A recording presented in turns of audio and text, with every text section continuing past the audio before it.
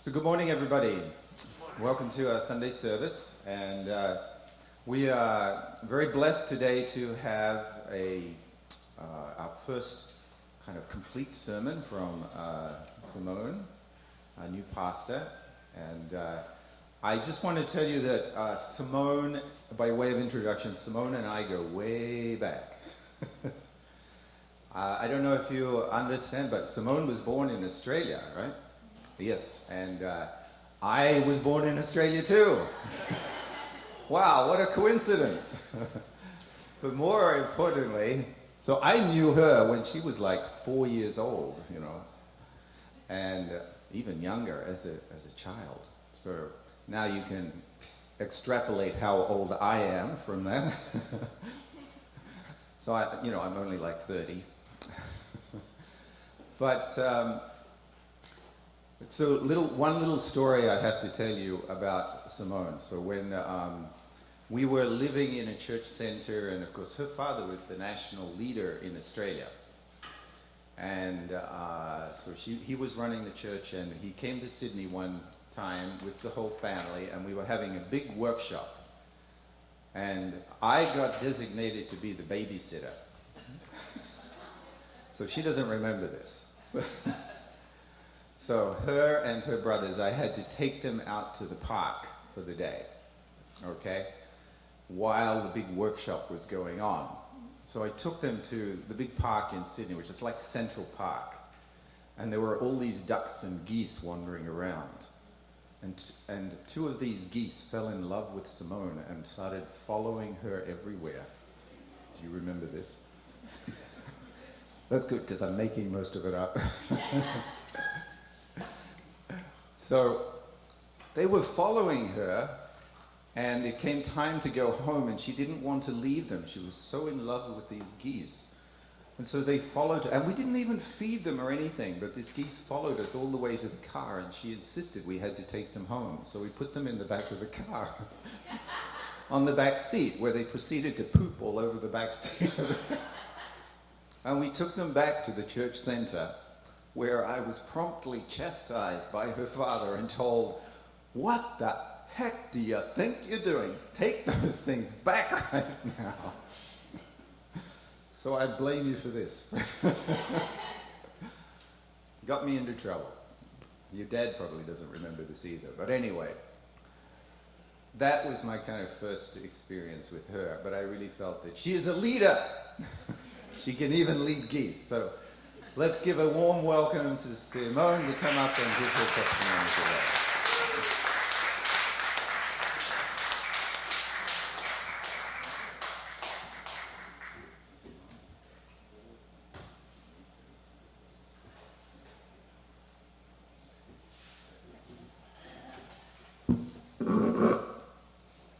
Morning, everyone.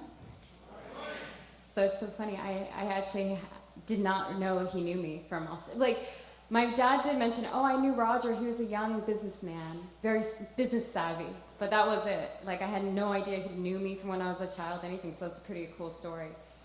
So today I'm going to tell a little bit about my life course.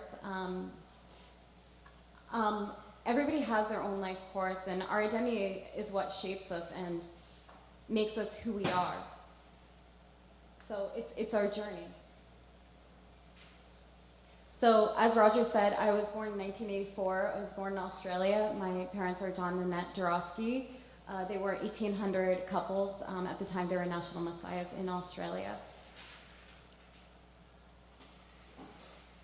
So actually, when I was 6 years old, I actually decided I wanted to be a missionary. My parents actually used to tell me stories when I was really little. They used to tell me bedtime stories of how they used to take care of people, and like in the Philippines, they would cut the little kids' hair and buy them food and take care of them. So like I remember just at such a young age, just like crying and thinking about how incredible that is. Like, there's all these beautiful kids all over around the world that they don't have a family, they don't have parents, and I just remember feeling from a very young age of like how I always wanted to be like a missionary and taking care and solving the world's problems. So my parents were always dedicated throughout my life. They were always doing ACLC, Women's Federation. And they're always fundraising and witnessing. Like everywhere we would go, like my mom, we'd go fundraising together and she'd be witnessing to every single person on the bus, you know? And so I have memories even when I was like 8 years old and my parents, we'd go to ACLC and I'd be setting all the tables. My parents would throw me on the stage and they're like, give a sermon, give a speech. And I remember as a little child, and this is probably why I have such bad stage fright. I don't know if you guys have noticed, but I have really bad stage fright. I was, as a child, I remember shaking and almost crying and like, I don't know what to say. But, you know, when you push, so from a very young age, so my parents actually, I was always with my parents, and I think I grew such a love for them and their heart and their, seeing what they're trying to do for the world, for society, and how they're trying to make the world such a better place. And that really always inspired me because, I think kids naturally have love for their parents, but beyond that, to see people do better and want to be better and are doing better, right, is just so inspiring. So I always felt very connected to that.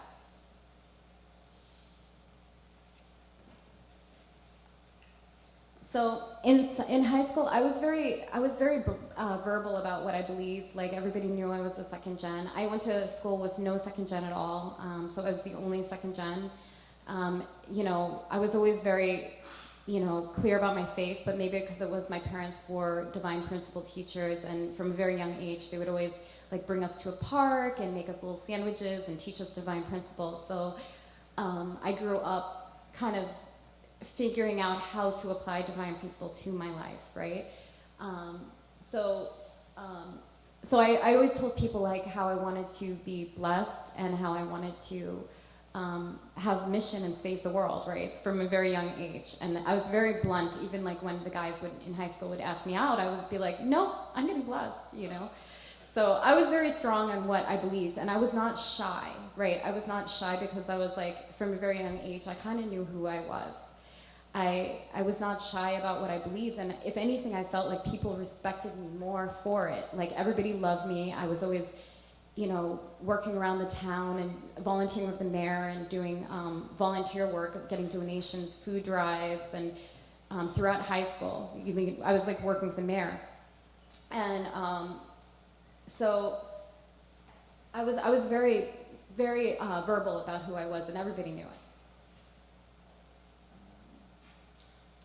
So I did like community, like working with mayors throughout Long Island. I did like, I think it was like a 7-city community service project all throughout Long Island, and I was contacting all the mayors and doing community cleanups and doing graffiti and stuff. So I was very active when I was young, and I got books donated and sent it abroad a few times. And actually, the mayor to my town. Because I was so active from a young age, he actually gave me the key to the city. Like he actually gave me a physical like gold key to like Greenport, which I thought was really cool because I was like, oh my gosh, I have an actual key to a city. So it was just a cute little thing. So when I turned 14, my parents told me, if you can work, you can travel. So I started working, and from the 14 on, my parents almost never gave me money after that period. So I was just constantly working. I was working 2 to 3 jobs at a time.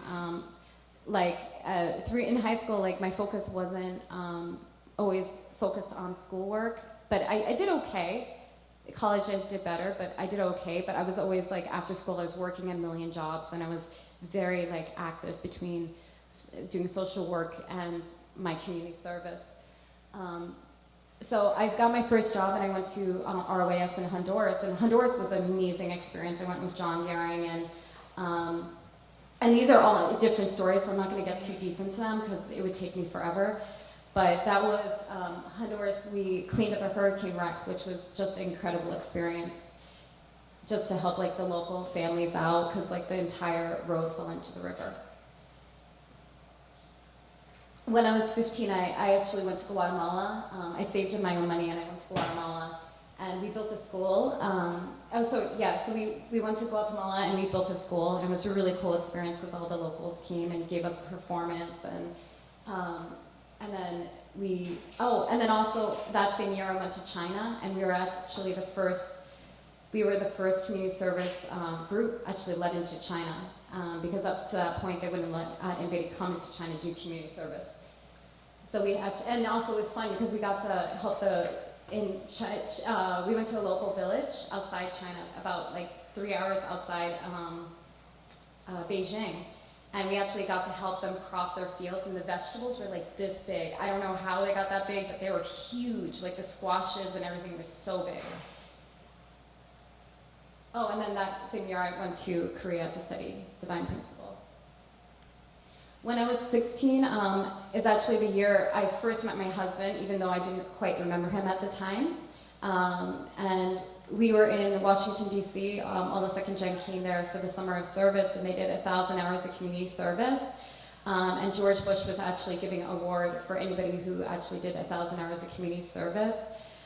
So that was such a crazy, fun experience where we're just running around D.C. and we're teaching local schools kids how to read, and we're painting walls, and we're just creating these family days, like these family event days. So it was a really good experience. And then at the end, George Bush gave us all these awards.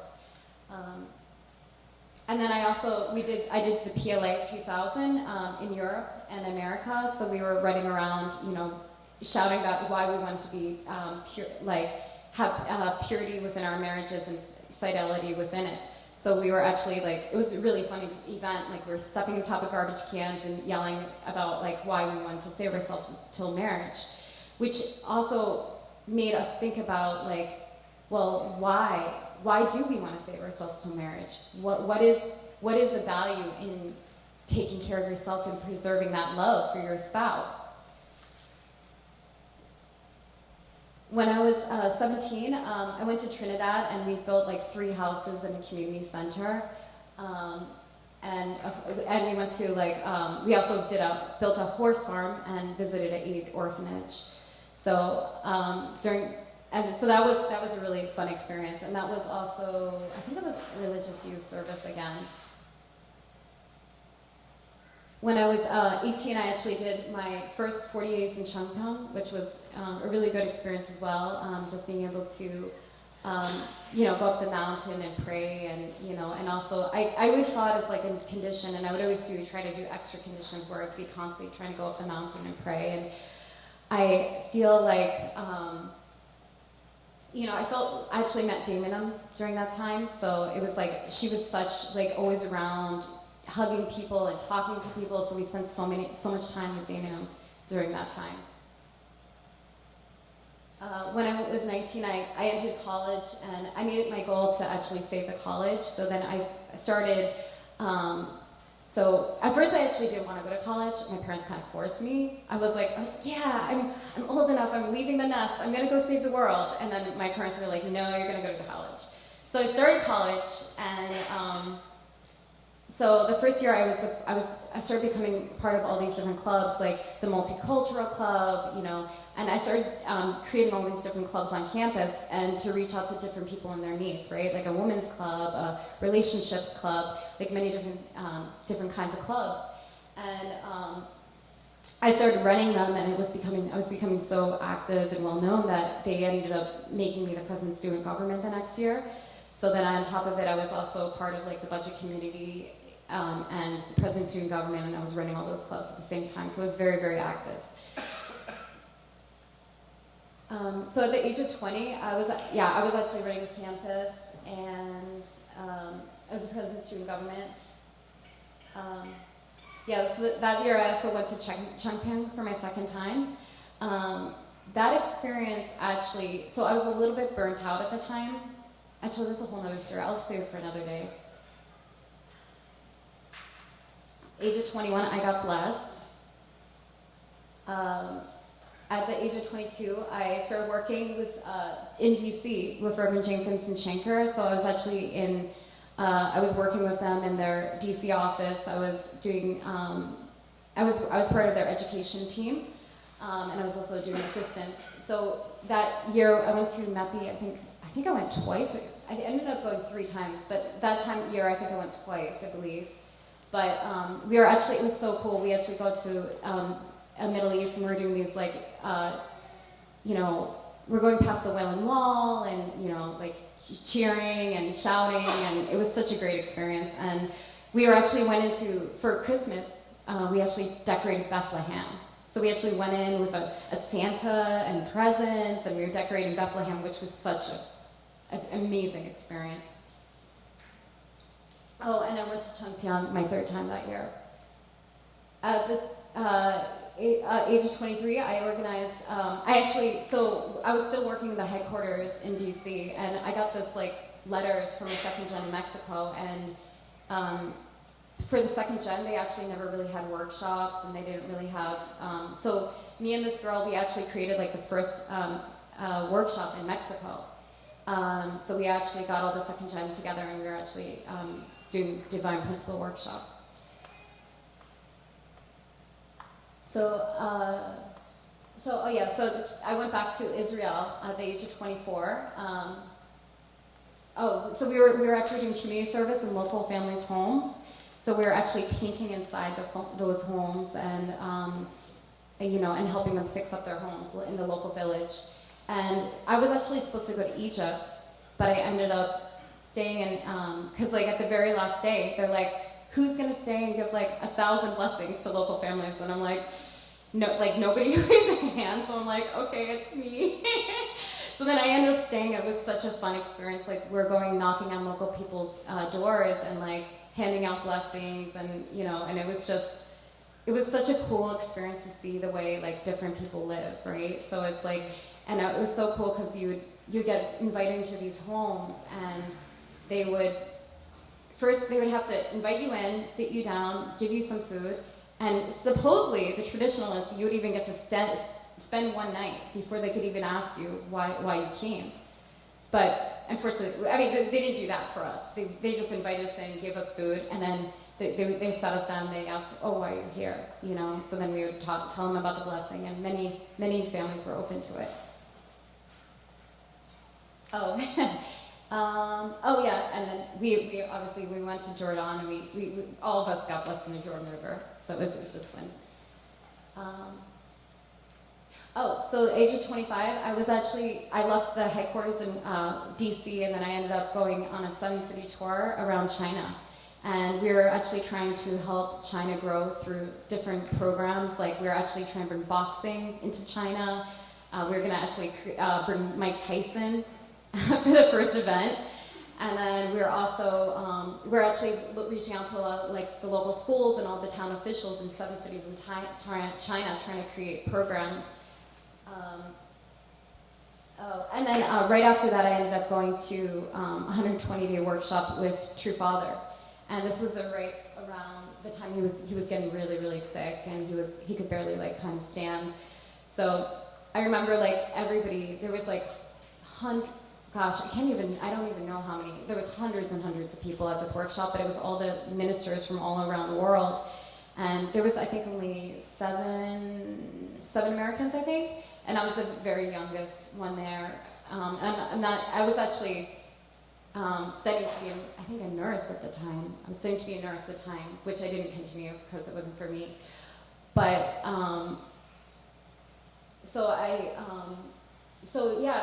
this was such a cool experience, which I can tell that story another time. But this was actually a workshop. They nailed us in coffins, but it was to kind of reflect on your life, you know. But it was like kind of extreme reflection of like, looking back on your life and thinking about, did I live the best life, and what do I want people to think of me, and what do I want people to say, and what is, you know.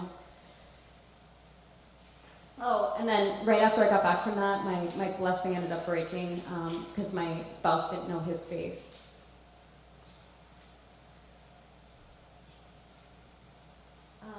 So at the age of 26, I got matched, and I actually got matched and that year, and then I ended up traveling. I was matched for about, I think, a year before I ended up getting blessed. But so we ended up going back to Australia because at that time I was a little bit like disheartened. Like my heart was a little bit broken. So I was trying to I was trying to remember who I was. So I was like, oh, if I go back to Australia where I was born, maybe I could find myself again. So I decided to raise a bunch of money. I did like this local event in the downtown of Greenport. Like I did a big Halloween bash, and I invited all the locals in, and I fundraised for tickets and stuff. And we ended up going to Australia, and I was working with the Aborigines, and eventually I joined with my match on OLT. So at the age of 27, I actually came here. I was at the Bridgeport University. I think when we first moved here, we were still matched, but we got blessed that same year. Oh, and then I taught at BHS and BHS and BIA. At the age of 26, so I studied at Bridgeport, and then once again, I taught at the BHS and BIA. So from the ages of 29 to 31, I ended up teaching at World Student Garden in Korea with foreign students. So that was a kind of a fun experience because we had kids from all different ages, and we were actually bringing them to all around Korea and telling them the history of Korea, teaching them Korean. I mean, I'm still like not good at Korean, unfortunately. I should know better, but I don't. So, but that was a great experience, just like learning more about like the culture of, Korea, and exposing young people to it as well. The age of 31 to 34, we moved to Florida, and I ended up becoming pastor, which was a whole other story of its own. And I ended up doing that for almost 3 years.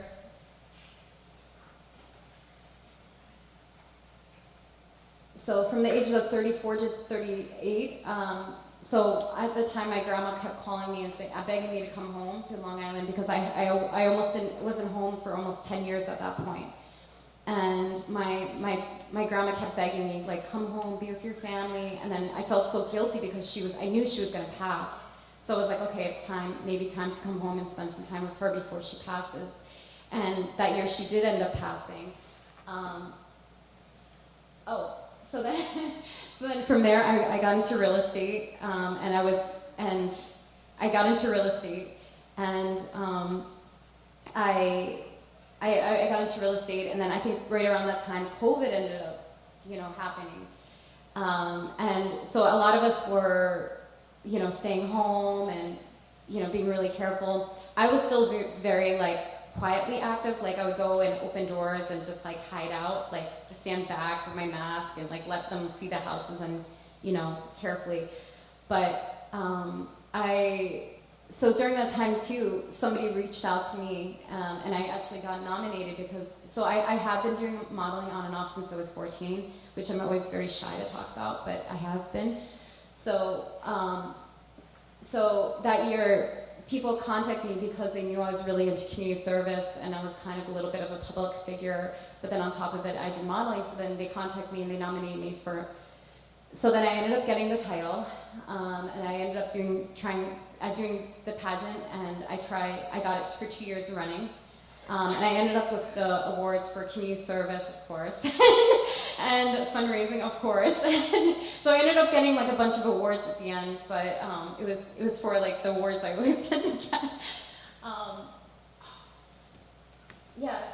And then I also started. So me and my another second gen, we started this. When we were really little, we talked about creating this site we created this site for the Imperial Samaritan, which actually features stories about people doing good throughout, their communities in New York State. So we started networking a lot, right? And I was actually using my platform being, with Mrs. Hampton's, because Miss Hampton's was basically, it was a couple of points. It was community service, taking care of yourself, so fitness, community service, taking just like not physical, but like also spiritual, right? So it's like you had to go unite with a nonprofit, right, and create like. So then so that was a really cool experience, and then I was also featuring all the different nonprofits throughout Long Island. I was actually featuring them, teaching people how to get involved.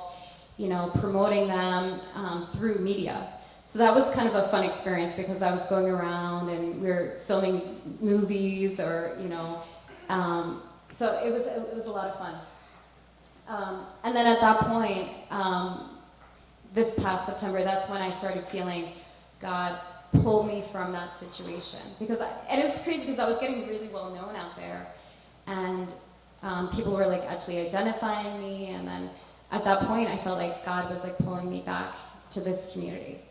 So it's very weird how your life works out and where you end up being.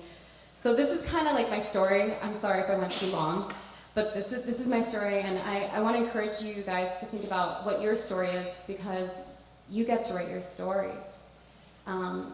So I have so much gratitude for my life of faith because without it, I wouldn't have my values. And what is our values? Our values is to create a God-centered family. If I didn't have the church, I wouldn't have met my husband, I wouldn't have my kids. And my kids are precious to me. I wouldn't give them up for anything. They're like the best thing I've ever done. And if it wasn't for a church, I may never know love.